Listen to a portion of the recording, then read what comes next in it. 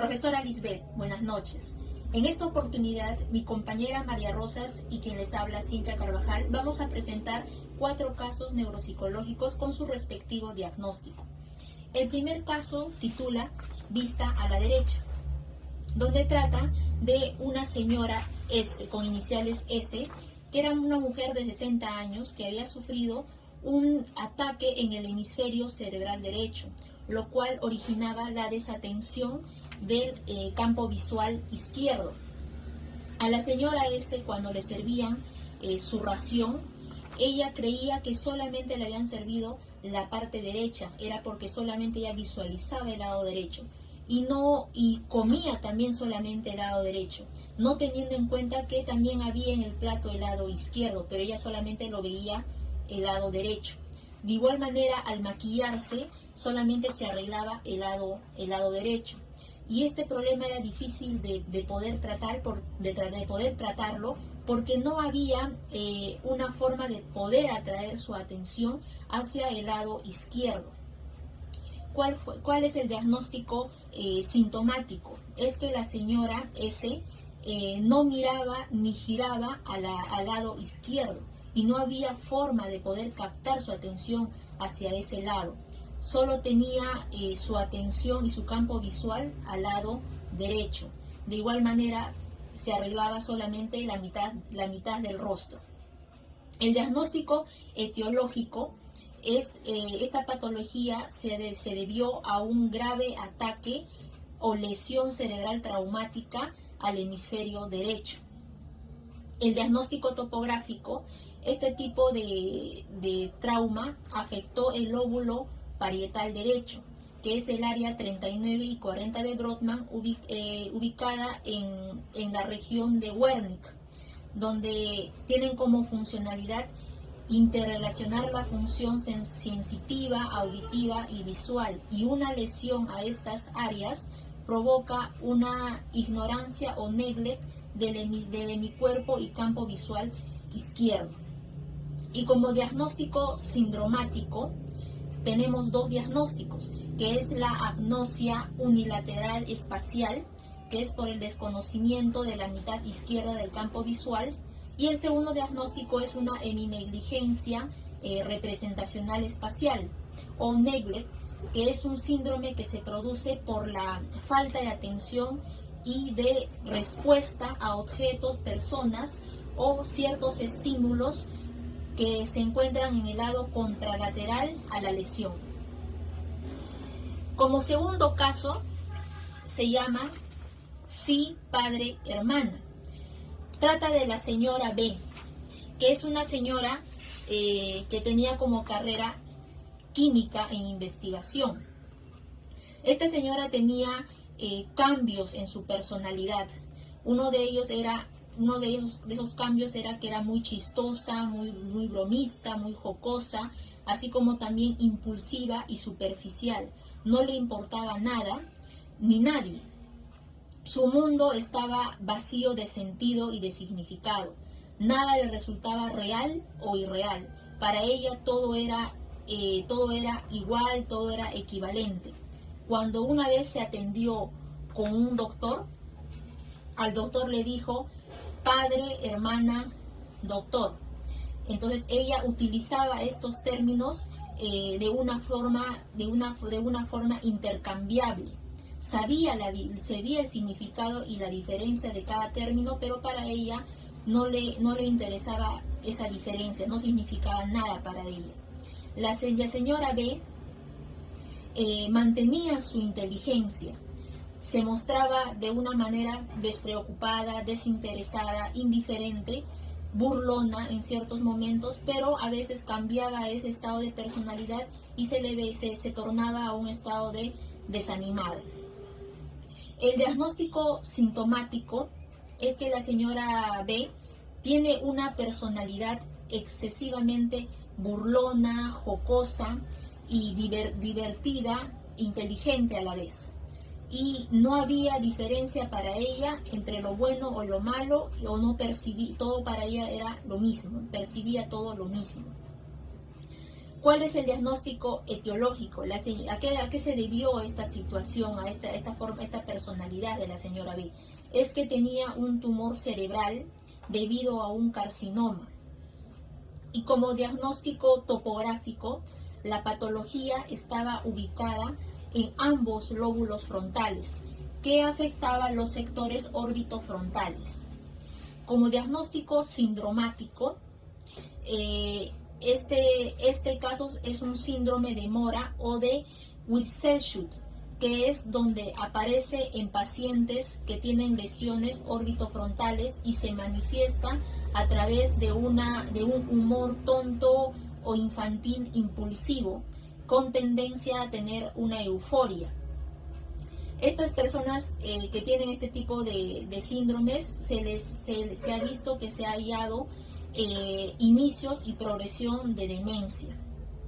Este síndrome en lesiones orbitofrontales del cerebro es complejo de poder tratarlo, ya que se requiere de un programa adecuado de rehabilitación y no desaparece sin la apropiada rehabilitación, además del consumo de fármacos que sean antidepresivos. Es María Rosas y continuaré con la exposición.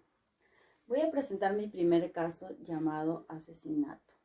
Donald es un hombre que mata a su novia bajo la influencia del PCP, la fenciclidina. Esta es usada como un agente anestésico, pero que produce efectos alucinógenos. Él no llega a recordar nada del asesinato, ningún episodio. Donald es sentenciado a ser internado en una clínica psiquiátrica, donde se dedica a plantar, a sembrar, estar en contacto con las plantas le producía una gran paz. Él llega a cumplir 5 años de sentencia en esta clínica y luego le dan permiso para salir algunos días. Entonces él ya podía salir a la ciudad y él compra una bicicleta, pero lamentablemente tiene un accidente, el cual le produce convulsiones en ambos lóbulos frontales. Estuvo en coma hemipléjico y él luego se recupera, reacciona, pero es atormentado por los recuerdos del asesinato, ¿no? Entonces tenía esporádicamente estos recuerdos, que es llamado como una reminiscencia, y es ayudado con terapia luriana, también con pastillas anticonvulsivas, porque él llega a tener convulsiones en los 2 lóbulos temporales. Entonces he dividido los diagnósticos en 2 partes. Uno que es antes del accidente en bicicleta y otro que es después del accidente en bicicleta. Antes del accidente en bicicleta, como diagnóstico sintomático, Donald no recordaba el asesinato. Él tenía miedo de vivir en sociedad. Luego del accidente en bicicleta, él recordaba esporádicamente las escenas del asesinato y también tenía ideas de suicidio. Como diagnóstico etiológico, antes del accidente, él tenía un trastorno consecuente a drogas y agentes químicos, ya que fue influenciado por esta droga PCP, la fenciclidina. Y luego del accidente, este es causado por el trauma en el cráneo, ya que él tiene un accidente, ¿no? Como diagnóstico topográfico, antes del accidente estaba en el lóbulo temporal y luego del accidente son los 2 lóbulos frontales.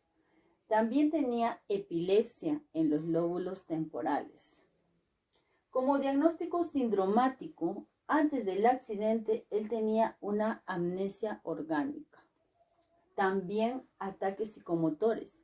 Y luego del accidente, él llega a tener una hipernepsia, es decir, que recordaba ya muchas cosas de este evento. Como segundo caso, tengo a Rebeca. Rebeca era una niña que había nacido con el paladar hundido. Era una niña que, huérfana, solamente vivía con la abuelita, no sabía leer, no sabía escribir, era torpe motrizmente, no sabía diferenciar entre su derecha, su izquierda, no tenía orientación espacial y todos estos defectos, ¿no? Cuenta el que narra que se dispersaban una vez que ella escuchaba la música. Ella le encantaba bailar y una vez que bailaba había coordinación en su cuerpo. No sabía leer, no sabía escribir, pero le gustaba que la abuela le lea poemas, versos, cuentos y los entendía. Ella también participaba de una iglesia.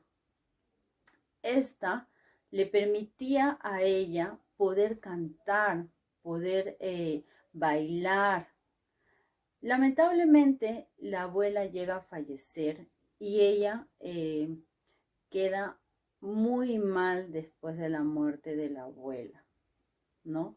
Se sentía muy triste, ya no había nadie que la acompañe, pero gracias a Dios apareció una hermana de esta abuelita que decide adoptarla y decide pasar tiempo con ella, a lo cual Rebeca logra recuperarse. Al final de la historia, el neuropsicólogo, que es el que cuenta la historia, ¿no? Reflexiona un poquito de cómo a veces llevamos las terapias con los niños, ¿no?